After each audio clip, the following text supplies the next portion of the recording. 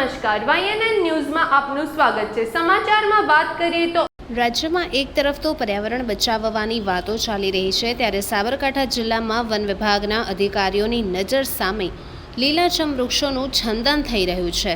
તે છતાં પણ ફોરેસ્ટ અધિકારીઓ મૌન સેવી રહ્યા છે। ત્યારે એક જાગૃત નાગરિકે લાકડા કાપીને જતા ટ્રેક્ટરનો વિડીયો ઉતાર્યો તો અધિકારીઓ સાથે વાત કરાવતા ટ્રેક્ટરે ડ્રાઈવરો ફોરેસ્ટના અધિકારી વીવી ઝાલા સાહેબ અને બેરણા ગામના કુલદીપસિંહને વાત કરાવતા લાકડા માફિયાઓ જોવા મળ્યા હતા, જેની ઓડિયો ક્લિપ વાયરલ થયું છે। વન વિભાગના તમામ અધિકારીઓ અમારી જોડેથી હપ્તા લે છે તેમ કહીને ટ્રેક્ટર આગળ જવા દીધું હતું। રાજ્ય સરકાર આમ તો મોટી પર્યાવરણ બચાવવાની વાતો કરતી હોય છે, પરંતુ વાસ્તવિકતા કંઈક અલગ જ છે। વિજયનગર ફોરેસ્ટ, રાજસ્થાન, અંબાજી આ બધી જ જગ્યાએથી લાકડા કાપીને હિંમતનગર મોટી લાટીઓમાં ઊંચા ભાવે આપે છે।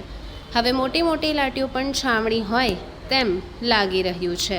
ત્યારે ઓડિયો ક્લિપમાં લાકડા કાપનારો ચોખ્ખું કહે છે કે અમારે દરરોજ ફરવાનું હોય છે, અમે રોજ રાત્રે જ નીકળીએ છીએ, પરંતુ આજે દિવસે નીકળ્યા તે અમારી ભૂલ છે। તો હવે વન વિભાગનું ભ્રષ્ટાચારી તંત્ર જાગે અને આવા લોકો સામે યોગ્ય કાર્યવાહી કરે તેવી લોકમાંગ ઉઠી છે। હવે લીલાછમ વૃક્ષ છંદનને લઈને પર્યાવરણ પ્રેમીઓમાં પણ ચિંતા વ્યાપી જવા પામી છે। રિપોર્ટર ભારતસિંહ રાઠોડ, સાબરકાંઠા। સાચી વાત છે સાહેબ, પણ તમારા જેવું પણ બેલટી આના જોડે લખાણ તો હોવું જોઈએ ને। પંચાયતનું કશું છે જ નહીં, ભલે તમે ગમે તે જેવું રાખવું કાપો, કશું નથી।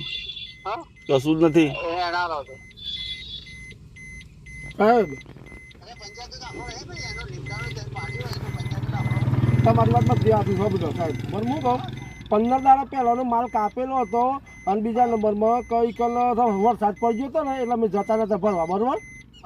અને પરમદાર ભરવા ગયા ને તે એ પાછું, એટલે વાત તમારી સાચી છે। અમુક સાહેબ હાલે છે ને અમુક નહીં હાલતા, બરાબર। એટલે તકલીફ તો છે જ, 250 મણ જેવું ભરેલું છે, કોઈ લોબુ છે નહીં, બરાબર। અને 15 દાડા 1 મહિને કોમ બનતા મને ખબર છે કે કોમ બનશે તારે।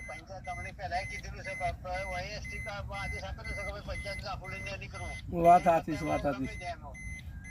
છે યાર, પણ અમારી અત્યારે છે ને અમે ના વાત સાચી છે, પણ ના થવા જઈએ ને સાહેબ। તમને ખબર છે હું રેગ્યુલર માણસ છું, રેગ્યુલરમાં તો છે ને હું ચોરીનો માનતો કોઈ। Subscribe now and press the bell icon. Never miss an update.